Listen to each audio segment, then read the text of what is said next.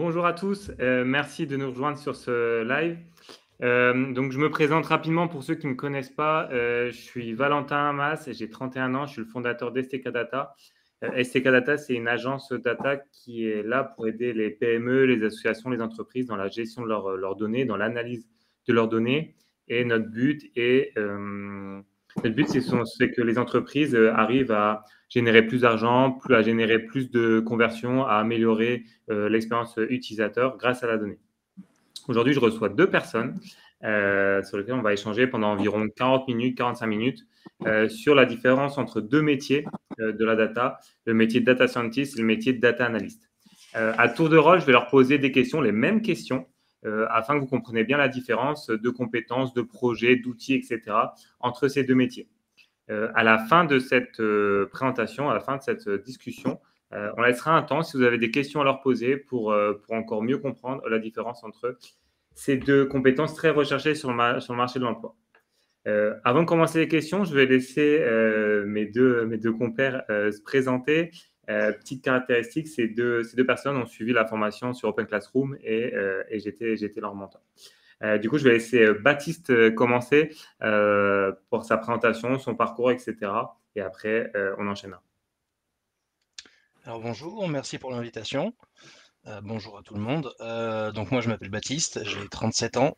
J'habite dans le Puy-de-Dôme actuellement. Depuis tout petit, je suis passionné d'informatique. J'ai un parcours un petit peu particulier. Donc l'informatique, les technologies, les sciences, c'est des choses qui m'intéressent depuis tout petit. J'ai passé un bac S, spécialité physique-chimie, en 2003. J'étais pas très bien préparé à ça, je pensais que j'allais pas l'avoir. J'ai atterri sur les bancs de la fac, où j'ai fait de l'informatique, de la biologie, de la chimie, et j'ai jamais réussi à vraiment trouver mon bonheur là-dedans parce que pas assez de pratique à mon goût, trop de théorie. Je me suis du coup reconverti dans les métiers de la santé. Je suis devenu préparateur en pharmacie avant de déménager, de changer de région.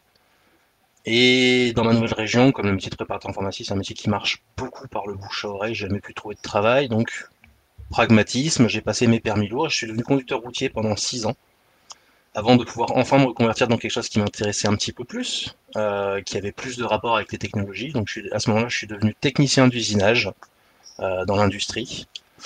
Et puis, le Covid est arrivé, j'ai perdu mon emploi, donc j'ai voulu me reconvertir à nouveau. Ce coup-ci dans un domaine où je pourrais au pire créer mon propre emploi si besoin, donc l'informatique. Et comme je suis passionné d'informatique et que je m'intéresse à l'intelligence artificielle et au Python depuis un petit moment, je me suis dit la data, en fait, ça serait pas mal.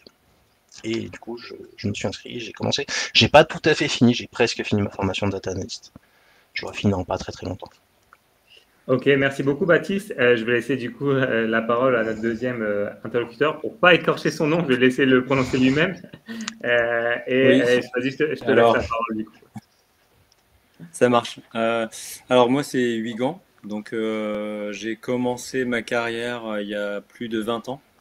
Voilà, je suis sorti comment dire, je suis sorti d'un diplôme de MIAGE, et puis ensuite j'ai embrayé sur du développement C en infogestion. Et donc j'ai travaillé dans le milieu, tout de suite dans le milieu plutôt financier pour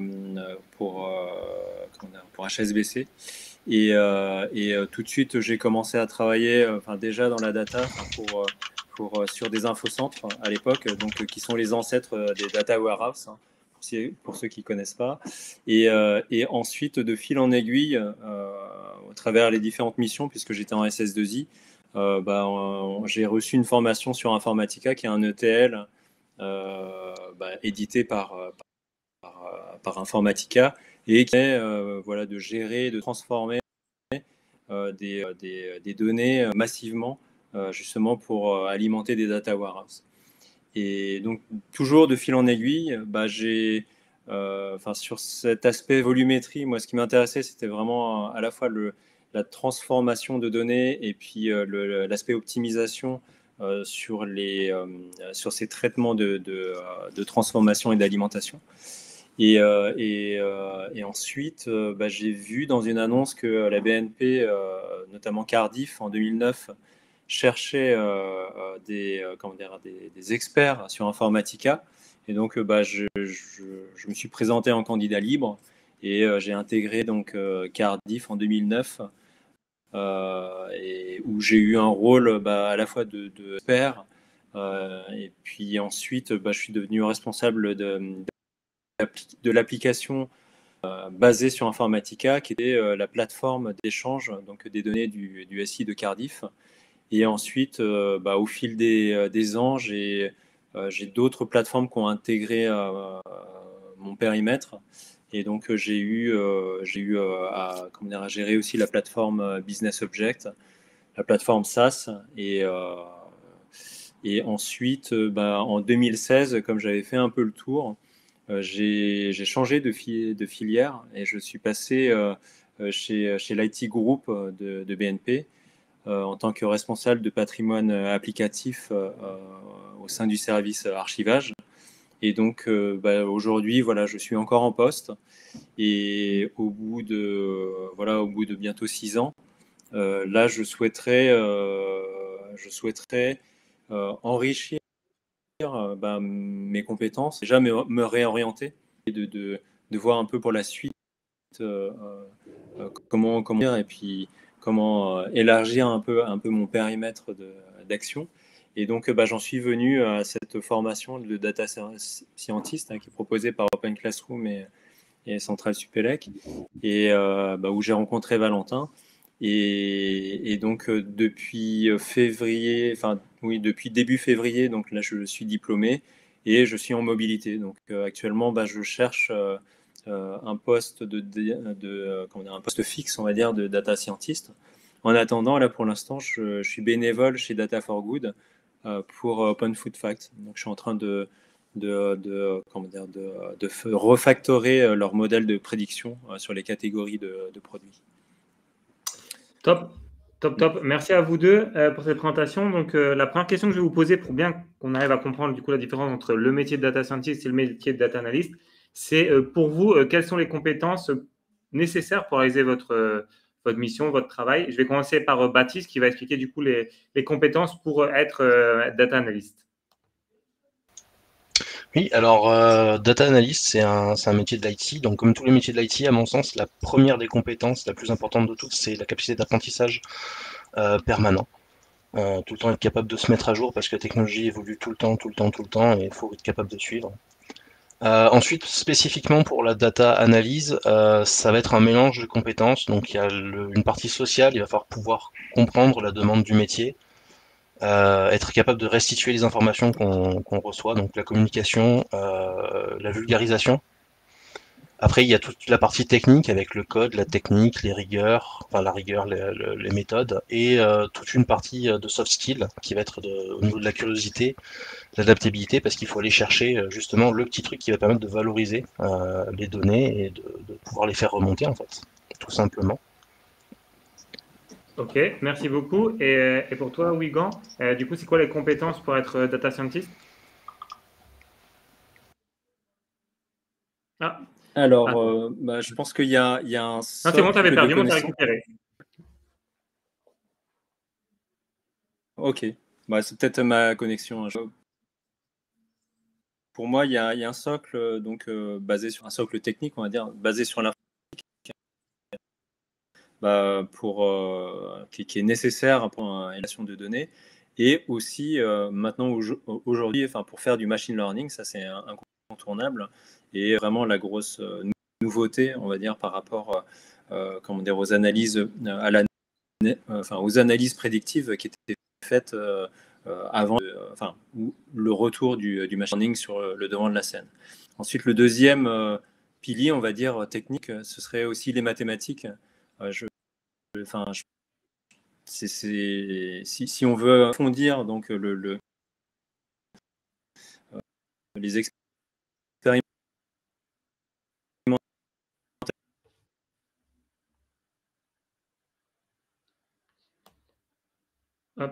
Du coup, je vais juste reprendre la parole. On est en train de perdre Iguane tout doucement.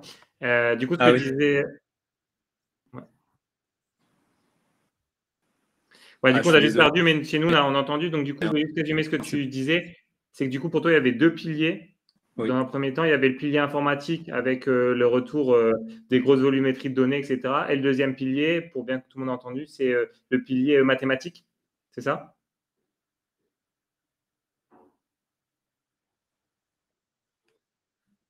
Oui, c'est ça. Effrayer les personnes voilà, qu'on fait, qui ont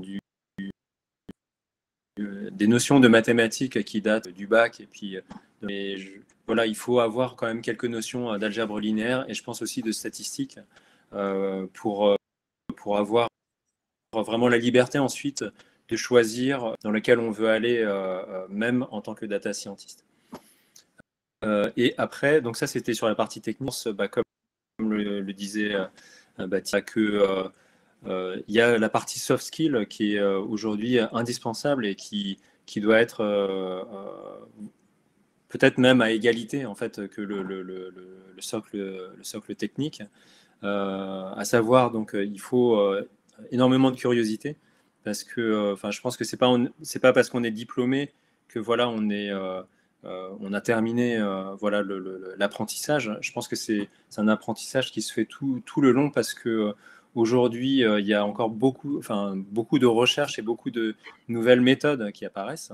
Donc c'est savoir les prendre en compte et savoir évoluer avec les nouvelles techniques qui apparaissent.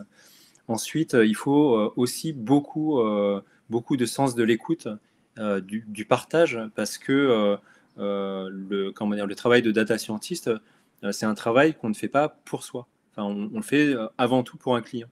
Donc, il faut être à l'écoute à la fois du client, bien comprendre le besoin, et ensuite aussi avoir un sens de la pédagogie pour pouvoir ensuite présenter. Alors, déjà, avant de présenter ces propositions de solutions, c'est aussi échanger en mode itératif avec ses clients, justement pour pouvoir ajuster au plus proche du besoin du client. Ensuite, l'aspect pédagogie pour pouvoir restituer et vulgariser les solutions qui peuvent des fois être un peu complexes et pour qu'elles soient comprises voilà, de son client et de son public. Ok, très, très clair. Donc, c'est assez intéressant que vous dites, du coup, d'un côté Baptiste qui est plus sur les soft skills, sur la compréhension des chiffres, etc. Et pour toi, Iguane, plus la partie, du coup, data science, où il faut être bon en mathématiques, même si tu as bien précisé qu'il ne fallait pas non plus faire un doctorat en mathématiques pour devenir data scientist. Pour passer à l'étape suivante, pour encore mieux comprendre la différence entre vos deux métiers, on va parler des outils. Les outils, et pour toi, Higuain, c'est quoi du coup les outils nécessaires pour être data scientist? Alors, je pense qu'il y a beaucoup de bibliothèques aujourd'hui qui circulent sur Internet. Et moi, je vais juste restreindre le bagage, je me restais juste sur le bagage vraiment de base, le socle de base. Je dirais Jupyter. Ça, c'est vraiment un incontournable si on veut faire du machine learning. Après, je dirais aussi RStudio sur la partie statistique inférentielle, parce que la data science, je pense qu'il y a bien sûr le machine learning qui est un phénomène de mode aujourd'hui et dont tout le monde parle. Et il reste aussi, je pense, les méthodes, on va dire entre guillemets classiques, qui permettent aussi, qui sont aussi comment dire, indispensables dans figure aussi. Donc je pense que, alors même si on peut s'en sortir juste avec Jupyter, sur la majorité des cas, et après sur les bibliothèques, je dirais TensorFlow, Scikit-learn. Alors ça c'est un incontournable aussi sur le machine learning. TensorFlow c'est plus sur la partie réseau de neurones. Et dernièrement après des outils vraiment de base, Excel et PowerPoint, à la fois pour faire faire des recherches rapides et des présentations.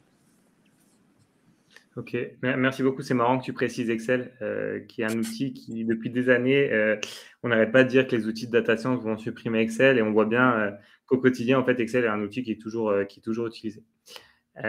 Et toi, Baptiste, du coup, les outils, est-ce que tu retrouves les mêmes outils pour ton métier de data analyst ou tu as des outils complémentaires aux outils du métier de data scientist? Alors j'ai complètement les mêmes outils, j'en ai quelques autres en plus. Donc Excel, PowerPoint pour faire mes reports et pour faire des analyses très simples, parce que la limitation d'Excel, c'est le nombre de lignes qu'on peut utiliser. On utilise aussi donc les langages de programmation, donc le Python, le R, donc soit avec RStudio, soit avec Jupyter, selon le langage avec lequel on travaille. On utilise les mêmes librairies, que ce soit NumPy, Panda, Seaborn, SciPy, Scikit-learn, etc. Par contre, on utilise aussi en plus des outils pour créer des tableaux de bord, type tableau software, Power BI, ce genre de choses en fait, qui vont nous permettre de donner des visuels et de mettre les décideurs, le client, le métier, devant un outil interactif sur lequel il va pouvoir voir en temps réel les évolutions de certaines choses en fonction de ce qu'on veut lui présenter en fait. Ok, merci beaucoup. Donc, c'est-à-dire sur les outils, il n'y a pas énormément de différence sur les outils utilisés entre un DS et un DA. Il y a peut-être plus de librairies, en tout cas sur la partie machine learning, mais sur les outils principaux, ce sont les mêmes. Et du coup, la question qui me vient directement en tête pour essayer de comprendre la différence entre vos deux métiers, c'est les missions. Pour toi, Baptiste, c'est quoi les missions principales d'un data analyst? Alors, les missions principales du data analyst, ça va être de récupérer la data, si c'est pas déjà fait, de la nettoyer, c'est pas la partie la plus fun du boulot, mais c'est très très important, et c'est de là que va découler une bonne analyse ou pas. Et ensuite, ça va être d'aller chercher ce qui peut avoir de la valeur dedans, ce qui va expliquer les chiffres qu'on a eu jusqu'à maintenant. Le data analyst, c'est un petit peu expliquer le passé, pour éventuellement en déduire peut-être le futur si tout va bien. Ou en tout cas pour prendre des décisions. Et du coup, le présenter, l'expliquer, expliquer pourquoi, vulgariser si besoin. Voilà. C'est vraiment récupérer les données, nettoyer, valoriser, expliquer. C'est ça les différents points du data analyst à mon sens. Ok, donc tu as dit quelque chose d'important dans ta présentation, tu as parlé de nettoyer les données. Tu dis que c'est quelque chose d'important. Pour toi, c'est une grosse partie du travail ou c'est une partie du travail minime? C'est une très très grosse partie, c'est probablement le plus important en fait. Si les données sont pas bien nettoyées, on risque pas de trouver ce qui nous intéresse dedans. Ok, ça marche. Parce que c'est vrai que quand on voit le métier, que ce soit data analyst, data scientist, on a surtout en tête sortir du reporting, sortir des algos, etc. Et c'est vrai qu'on insiste très peu sur cette partie nettoyage et récolte des données, alors que je suis tout à fait d'accord avec toi, c'est une grosse partie de nos missions. Et c'est cette partie qui va faire la différence entre un bon data analyst et un moins bon data analyst. Et malheureusement, c'est une partie qui est souvent bâclée. C'est un petit peu la partie la moins fun, c'est pour ça. C'est ça, la moins fun. Et toi, du coup, sur les missions data scientist, du coup, tu retrouves ou il y a des missions supplémentaires dans ce métier-là? Je m'y retrouve, hein, enfin, sur la partie qu'évoquait Baptiste, sur le travail des données pour dégager du sens et de la valeur. Et aussi, moi, analyse prédictive, pour trouver des modèles prédictifs les plus performants possibles, qui permettent d'expliquer et prédire des phénomènes. Et là, l'objectif, c'est de trouver de trouver et de proposer des solutions d'aide à la décision. Ça, je pense que c'est ça la finalité. Et donc, je pense que Baptiste l'a très bien dit. Enfin, sur le volet, en fait, pour moi, la business intelligence et puis la data analyse, ça peut être l'explication du présent. Et la partie data scientist, c'est essentiellement l'analyse pour anticiper justement sur l'avenir. Ok, très bien. Donc, ça veut dire que pour bien expliquer aux gens qui sont pas forcément du métier, du coup, vos deux métiers sont vraiment complémentaires. Du coup, on a le data analyst qui va permettre de faire des tableaux de bord, de comprendre les chiffres du métier, de sortir des indicateurs, on va dire, du passé ou du moment précis. Et du coup, toi, de ton côté, tes missions, c'est plus de pouvoir prédire et pouvoir anticiper des choses, c'est ça? Oui, tout à fait. Ok, bon, après, j'ai la chance de bien connaître les deux métiers, donc c'est beaucoup plus simple pour moi. Mais en tout cas, je trouve que vous le résumez, vous le résumez très bien. Et tous les deux, votre point commun, en plus de faire de la data, c'est que vous avez tous les deux fait une formation Open Classroom. Donc, d'un côté, la formation data analyst, d'un côté, la formation data scientist. Est-ce que, tant que j'étais toi devant moi, est-ce que tu peux m'expliquer les différents projets que tu as réalisés dans cette formation? L'idée, c'est pas de rentrer en détail de tous les projets, mais vraiment pour nous expliquer si demain, il y a un étudiant qui voit cette vidéo, qui dit j'ai envie de faire le projet parcours data scientist chez Open Classroom, voilà, c'est quoi les projets que tu as dû faire? Alors déjà, moi sur le format du programme d'Open Classroom, ce qui m'a beaucoup plu, c'était l'aspect vraiment pratique à base de données, de données concrètes, réelles. Et donc là, le premier projet qu'on a eu à faire, c'était une analyse exploratoire de données nutritionnelles, justement d'Open Food Fact, que j'évoquais, pour qui je bosse en ce moment. Et ça consistait donc à faire tout le travail que décrivait Baptiste, de nettoyer les données et de trouver un peu, de décrire un peu les données, les relations entre elles et tout ça. Ensuite, le deuxième projet, ça a été de faire un moteur de reconnaissance de film à partir d'une base de données de films IMDb pour renvoyer 5 films les plus de ceux qu'on demande au moteur de film. Par exemple, Batman, normalement ça doit te ramener Superman ou d'autres films proches. Après, sur le troisième projet, c'était un moteur de prédiction et en s'appuyant donc sur une base de données des vols, des caractéristiques de vol, donc heure d'atterrissage, heure de décollage, délai de décollage, durée de vol, et à partir de ça, et compagnie aérienne, et à partir de ça, en déduire, proposer un moteur qui permette de dire, OK, en fonction de telle compagnie aérienne, si tu décolles depuis telle ville, tu auras tant de combien. Après, le quatrième projet, c'était une segmentation client sur un site de vente une segmentation client pour prédire les comportements d'achat des clients d'un site de vente en ligne anglais. Voilà, donc là, c'est assez intéressant parce que il y avait un volet segmentation marketing que je ne connaissais pas du tout. La méthode RFM, en tout cas pour ceux qui connaissent. Donc, vous découvrirez, hein, mais moi j'ai trouvé ça sortait un peu de tout ce que je connaissais. Donc, ça permet ce qui est intéressant aussi sur cette formation, c'est que ça permet d'appréhender en fait d'autres périmètres que juste le bancaire ou l'énergie. Ensuite, alors j'en étais à 1, 2, 3, 4, 5. Le cinquième projet, c'était mettre des tags automatiquement sur des questions de Stack Overflow. C'est-à-dire qu'en fonction de la base de données, en fait, de questions qui sont posées sur Stack Overflow, avec un moteur, faire un moteur qui permette de dire, OK, là, telle question, c'est plus sur du JavaScript.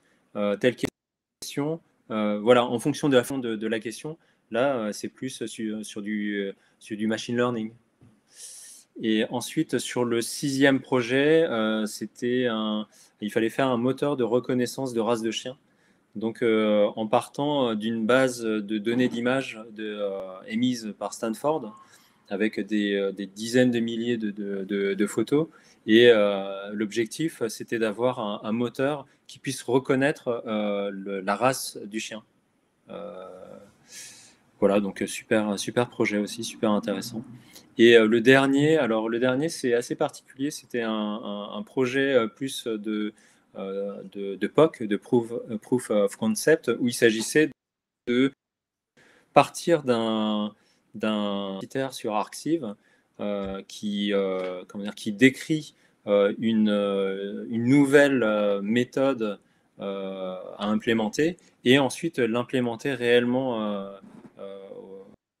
dans le cadre de ce projet. Et là, la méthode était comment utiliser les systèmes de réseau convolutionnel GAN pour appliquer des filtres un peu type Snapchat sur des portraits, enfin sur des photos portraits. Donc là aussi, hein, c'est... Ouais, voilà. Ok, du coup, non, pas du tout. C'est juste pour essayer de résumer, parce que c'est vrai que c'est important. Aujourd'hui, ce qui est intéressant, c'est qu'aujourd'hui, quand je vois passer des offres d'emploi, quand je vois passer des missions, clairement, beaucoup de monde confond les missions du data scientist et des data analyst. Et ce qu'on peut voir dans cette formation, c'est que toi, en tant que data scientist, tu as réussi à faire un moteur de recommandation, faire une segmentation client, faire l'analyse de texte, faire l'analyse d'image et faire du GAN. Donc, du GAN, c'est très spécifique, mais on voit bien que ça permet aux personnes, quand ils veulent recruter un data scientist, que ce soit en interne ou en passant par une agence, comme la mienne, au passage. Et du coup, si vous voulez des missions de data scientist, voilà ce qu'on peut faire. C'est-à-dire qu'on peut reconnaître, on peut faire des moteurs, on peut faire de la prédiction. Et on va voir avec Baptiste, les missions qu'il a eues dans son parcours sont totalement différentes. C'est ça qui est intéressant. Et de ton côté, si tu devais choisir un seul projet, celui que tu as préféré, ce serait lequel? Alors, un peu compliqué, il y en a, je dirais, il y en a deux. Alors, le dernier, là, sur les réseaux GAN, enfin, à la fois, j'ai découvert ce que c'était justement ces réseaux convolutionnels, et quand on voit la qualité, comment dire,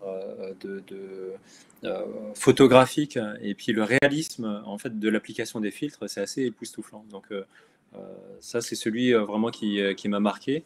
Et ensuite, ça reste quand même dans les réseaux de neurones, je dirais, sur la reconnaissance automatique de races de chiens aussi. Enfin, c'est beaucoup orienté, hein, deep learning, mais c'est l'aspect graphique, et puis oui, voilà. Ok, très bien. Merci beaucoup. Et toi, Baptiste, même question du coup. Tu peux nous expliquer les projets que tu as eu à mettre en place pendant ta formation de data analyst du coup? Absolument. Alors au niveau des projets, le premier qu'on m'a fait faire, c'était quelque chose d'assez simple, c'était juste le rapport trimestriel ou mensuel, non mensuel, d'un site de vente en ligne, donc les chiffres mensuels des ventes de chaque catégorie de produits avec des graphiques, faire une remontée d'une erreur de capture de données. Le deuxième projet était un petit peu plus compliqué. Il y a beaucoup de gens qui n'aiment pas beaucoup celui-là parce que c'est du SQL, donc il faut fabriquer une base de données.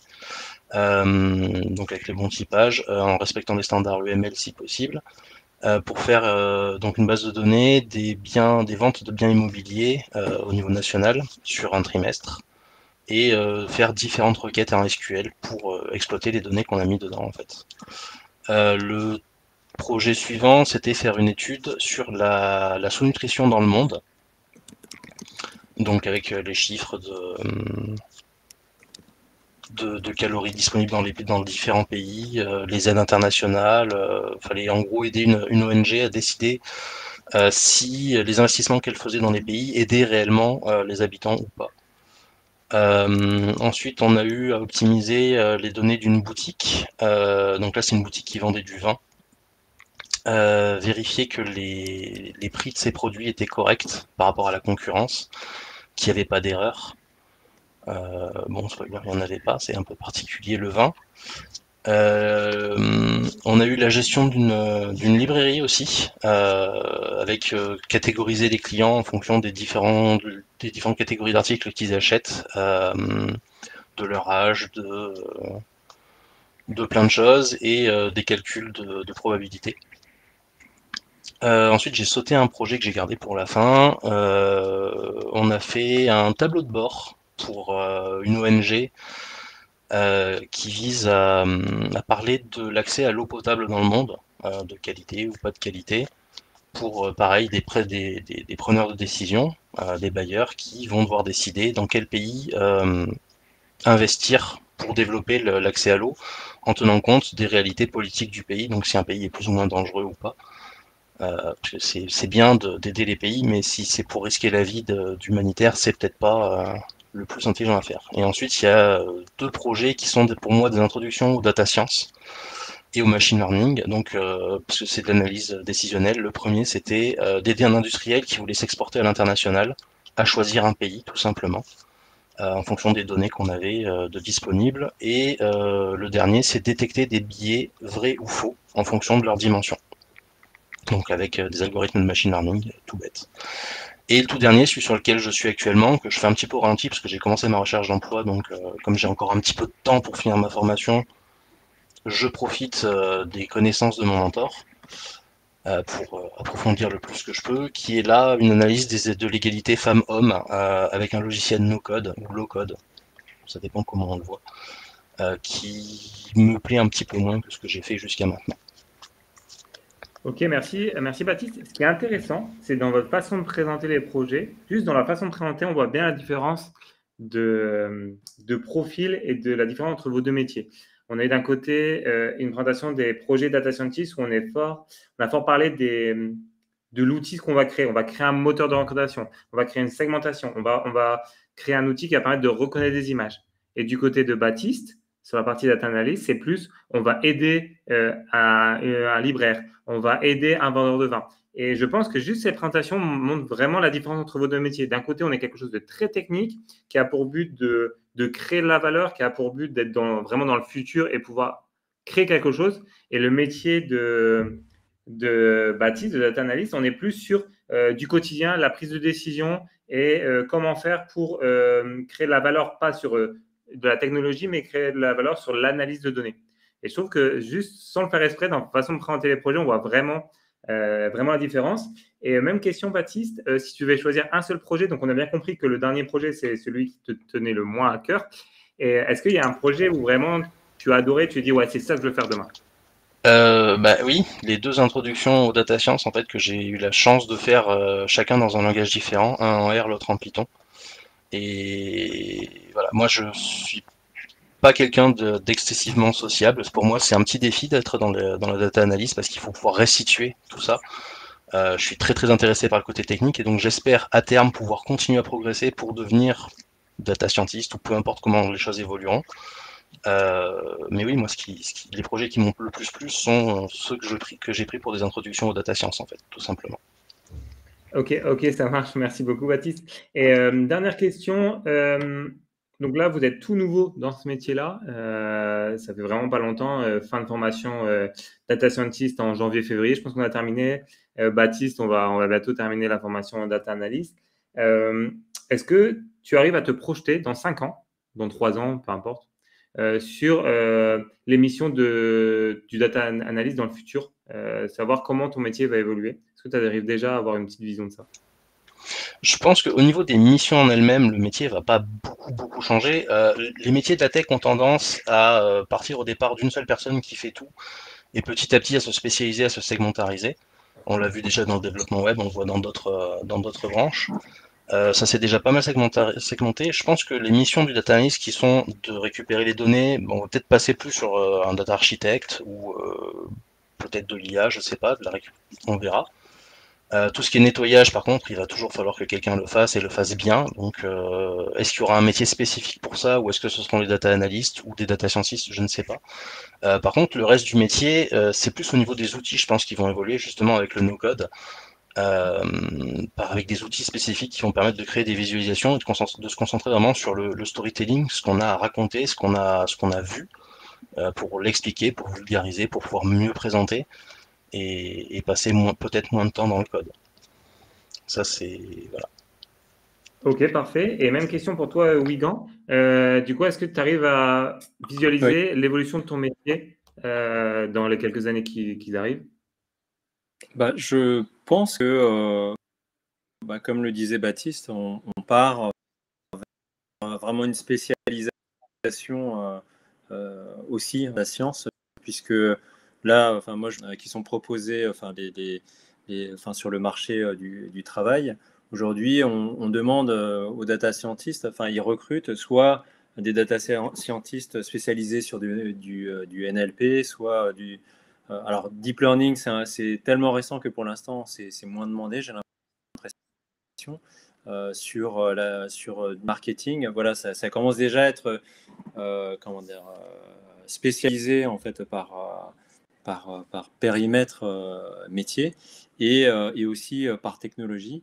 Et ensuite, l'autre je pense que l'autre tendance, ça va être aussi une prise de conscience comment dire, du fait que les ressources ne sont pas infinies et que on va commencer à parler d'écologie de traitement. Parce que là, par exemple, chez Open Food Fact, par exemple, pour Data for Good, nous demande maintenant d'afficher le code carbone, qui est le nombre d'émissions de carbone fait en fonction comment dire, du temps passé par nos traitements, pour mesurer voilà, l'émission de carbone que notre code génère. Donc, je pense qu'on va aller de plus en plus. Et on va vers une optimisation de l'usage des ressources. Et là, notamment sur le machine learning, par exemple, il y a une grosse tendance actuellement sur l'auto-ML, l'auto-apprentissage, justement sur des cas où on souhaite faire de la supervisée, mais où on n'a pas toutes les données et que ça coûte cher d'avoir toutes les données. Et de l'auto-ML, complète, on bouche les trous. Voilà, de l'apprentissage à l'auto-ML. Ok, ouais, je comprends. J'aime bien ce côté environnement où je pense aussi qu'on a une responsabilité en tant que personne qui génère, qui traite énormément de données, du coup, qui prennent beaucoup de ressources. Je pense qu'on va avoir voilà, on doit prendre conscience qu'on est un métier qui a tendance un peu, on va dire, à polluer. Et du coup, voilà, je pense que c'est un avenir tout tracé. Je voyais pendant que tu parlais que Baptiste a montré quelque chose. Je n'ai pas compris ce que Baptiste a voulu montrer pour rebondir sur tes propos. C'est tout simplement un Raspberry Pi, qui est un petit ordinateur avec un processeur ARM, qui est une des solutions justement utilisées par certaines entreprises pour faire du cloud computing, parce que les processeurs ARM sont beaucoup plus efficients au niveau énergie. Ok, tout très bien. Très bien. Moi, j'en ai fini pour ma question. Enfin, malgré que je suis dans le métier depuis maintenant 10 ans, j'ai bien aimé votre façon de voir votre métier. Le but, c'était vraiment d'interroger des personnes qui viennent de commencer pour pas avoir quand ça s'appelle une vision un peu ancienne de ces deux métiers. Il faut savoir que moi, le métier que je faisais il y a 10 ans en data est plus du tout le même qu'aujourd'hui. Le métier que vous faites aujourd'hui ne sera pas du tout le même que demain. Du coup, c'est intéressant d'avoir vu votre vision sur vos deux métiers respectifs. Je pense c'est vraiment primordial en 2022 que les entreprises qui veulent passer par des boîtes de prestat ou qui veulent recruter en interne, qui comprennent bien la différence. Parce que des data scientists ne pourront pas faire le métier de data analyst, les data analysts ne pourront pas faire le métier de data scientist. Et c'est vraiment deux métiers totalement à part. Il n'y en a pas un qui est au-dessus de l'autre ou un qui est en dessous. C'est vraiment deux types de métiers avec des compétences différentes. Malgré que les outils, quand on vous écoute, les outils restent sensiblement les mêmes et la façon d'attaquer les données reste sensiblement les mêmes. Je voulais aussi vous laisser une dernière fois la parole pour voir si vous avez envie de rajouter quelque chose pour toutes les personnes qui vous écoutent, pour qu'ils comprennent encore mieux la différence entre les deux métiers. Et après cette petite conclusion, je laisserai les gens poser des questions s'il y en a. Et s'il n'y en a pas, du coup, on vous laissera tranquille. Je ne sais pas si, Wigan, tu veux dire quelque chose pour terminer ta petite présentation de ton métier. Alors, moi, je voudrais juste encourager les personnes curieuses de ne pas hésiter à se lancer. Moi, avant de commencer la formation, j'ai eu beaucoup d'interrogations voilà, sur mon niveau en mathématiques qui était un peu rouillé, qui datait, voilà, j'avais fait un DUG, et voilà, qui remonte un peu. Et au final, l'essentiel, c'est, je pense que c'est quand même à la fois de se faire confiance, d'y croire, et puis aussi, surtout, par rapport au je pense de pas trop faire une montagne. C'est vrai, il y a certains cours chez Open Classroom voilà, qui sont un peu compliqués à comprendre, mais dès lors qu'on cherche, même sur Internet, voilà, pour bien comprendre les notions, c'est faisable. Donc voilà, voilà, je voudrais pas que le niveau de mathématiques voilà, freine les personnes qui sont tentées par cette formation de le faire. Et après, je les encourage à la faire parce que c'est une super expérience. Top, merci Wigwan. Et toi, Baptiste, quelque chose à rajouter? Moi, je vais revenir. Je rejoins ce qu'a dit mon camarade data scientist.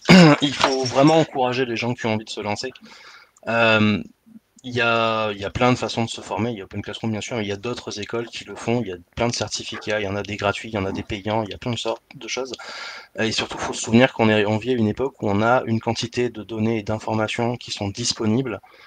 C'est du jamais vu. On a littéralement dans notre poche, pour tous ceux qui ont un smartphone, donc 99,9% de la population, je pense à peu près,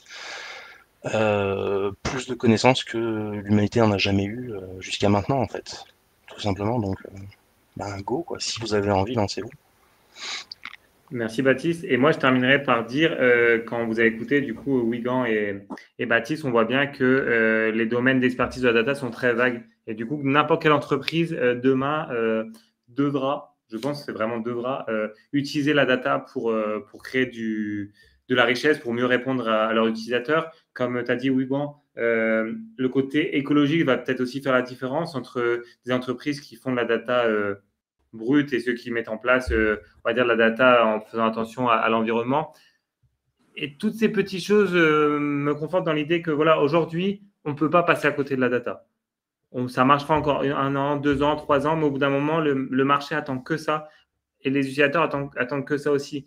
On voit beaucoup la data un peu du côté sombre, ça veut dire qu'est-ce qu'on va faire avec mes données, etc. Mais quand vous avez écouté, on vous a dit aider une librairie, créer un moteur de recommandation pour proposer le bon produit, reconnaître une race de chien pour X raisons. Et on voit bien que la data peut vraiment, on peut la montrer côté sombre, comme je dis, mais on peut aussi la montrer du côté bienveillant. Et l'idée, c'est là-dessus.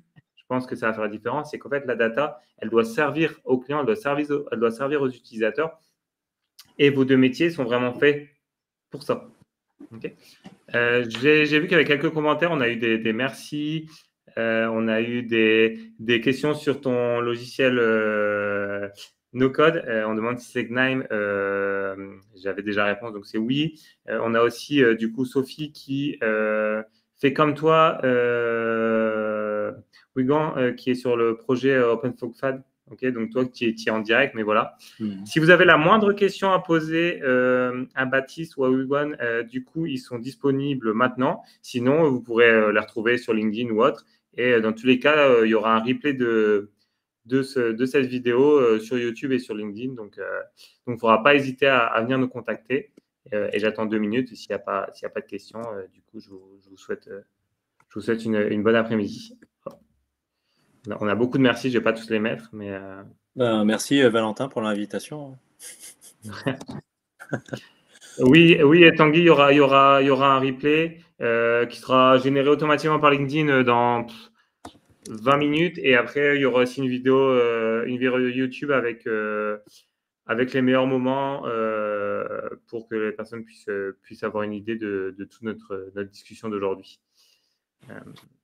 Voilà, hop, super, voilà, je ne vais pas tous les mettre. Merci beaucoup, bon après-midi, merci. Merci Camille, merci Sophie, merci Tanguy, merci tout le monde, merci Salmata. J'espère que ça vous a aidé. J'espère qu'à partir du 11 mai 2022, vous ne confondrez plus data scientist, data analyst. Une question pour toi, Baptiste. Hop, je la mets. Alors, je compte poursuivre le parcours. Oui, je compte poursuivre le parcours, c'est sûr et certain. Là, je suis en recherche d'emploi, un emploi franc, parce que mon âge fait que c'est compliqué de trouver une alternance, mais je sais que c'est possible de se former par soi-même en autodidacte, donc c'est ce que je compte faire à terme. Voilà. Merci Vincent pour la question. Qu'est-ce qu'il y en a merci Alpha, merci. Merci à toi d'être venu sur ce live.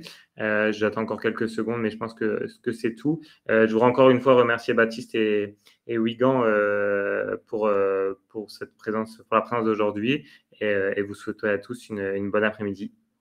Merci à vous deux. Merci à toi pour l'invitation, et merci à tout le monde d'être venu nous regarder. Et merci à tous. On est monté à 35-37 personnes qui ont regardé en direct. Donc, quoi qu'il arrive, vous avez apporté de la valeur. Et plus tous les personnes qui vont regarder en replay. Donc c'est très gentil à vous d'aider comme ça vos compères. Allez, merci à tous. Ouais. Bon après-midi. Au revoir. Bonne journée.